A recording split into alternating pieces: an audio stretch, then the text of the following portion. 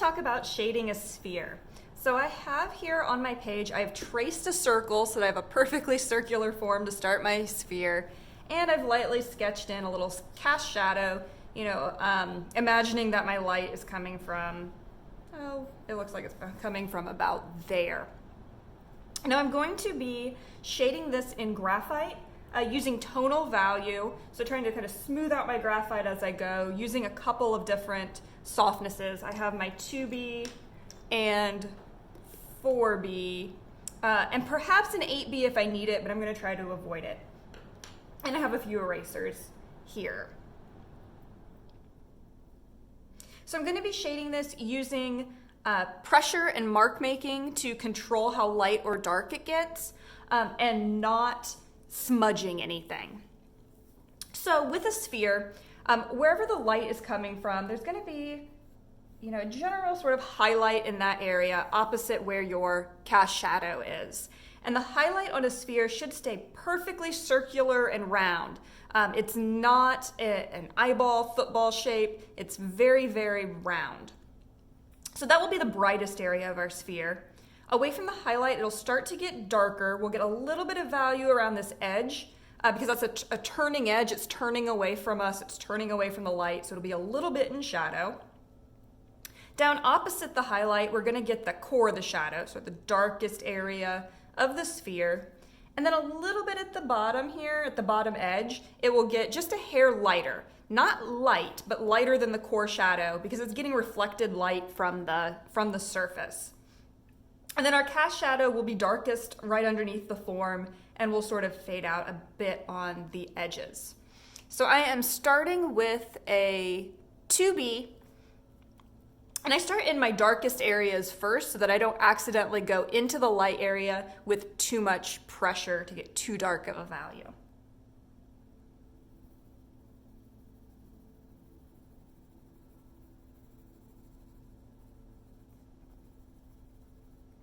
Now I use a little circular form as I'm shading. I find that this little circular motion helps to blend together my marks. And I work my value around in a circle because I am applying value to a circular form.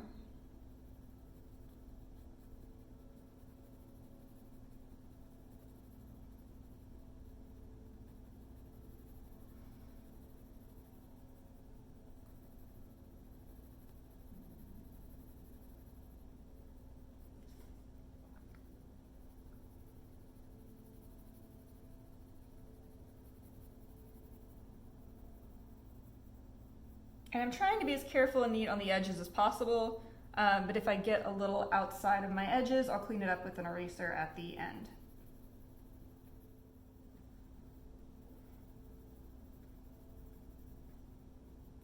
And you can really start to see here how I am applying this value around the form of the circle. Now I'm getting a little closer to my highlight, so I am lightening my pressure just a bit.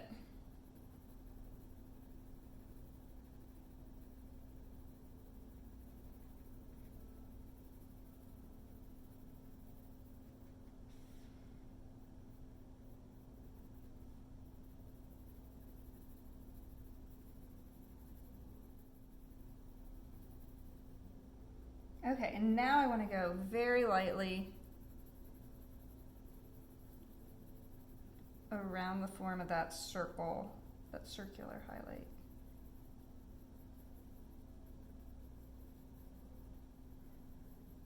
And I'm overlapping that very light circle that I made a bit because I don't want to see that light circle at the end. That was just to show the highlight. And if there are still lines from that original highlight circle still there, just go tap them with an eraser and that will get rid of them. Okay, so now I have a very lightly shaded sphere. So it's time to go back in with another layer using a little bit more pressure and darkening our core shadow.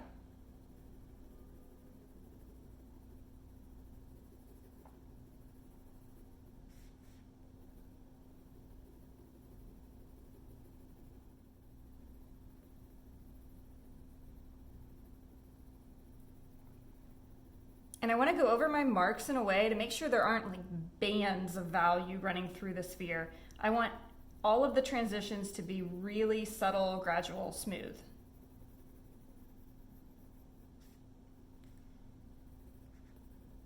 Now remember down at the bottom here, we don't want to get it as dark as the rest of the shadow because there's that little bit of reflected light that would come up from the surface of the table or whatever it's sitting on.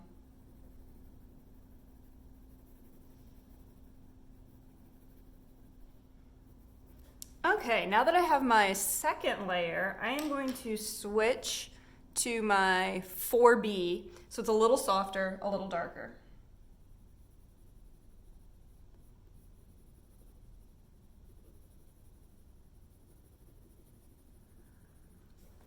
I'm also at this point, I'm going to go ahead and define this shadow underneath.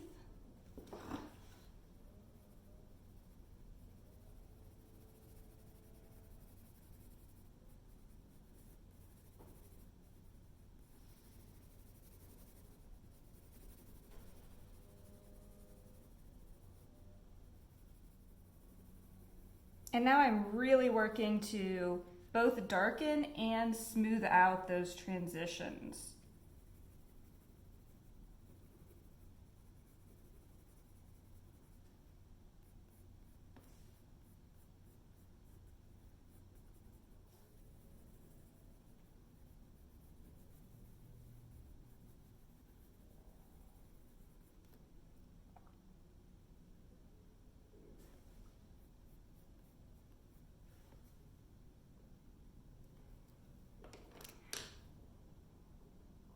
Okay, now I think I'm pretty much there. There's a little bit of this rim around this turning edge I think got a little dark, so I'm just going to tap it a little bit with the eraser, lighten that up.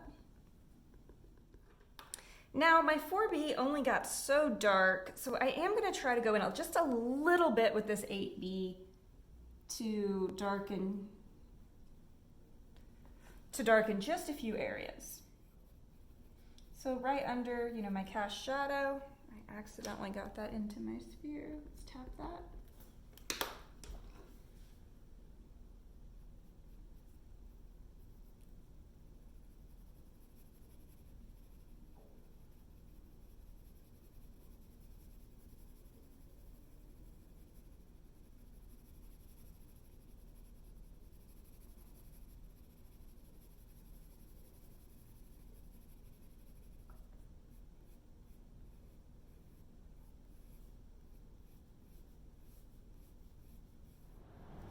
And then just a little bit in the core of my shadow as well. So I'm just amping up that contrast, just a hair. And I got a little strong of a line there, so I'm just going to tap that away.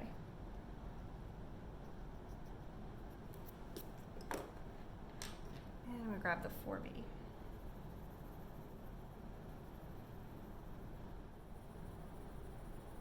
So right now I'm just back and forth with the 4B and the 8B. If I had a 6B, I would probably be using that instead of the 8. And I'm just trying to sort of smooth out in those final finishing touches.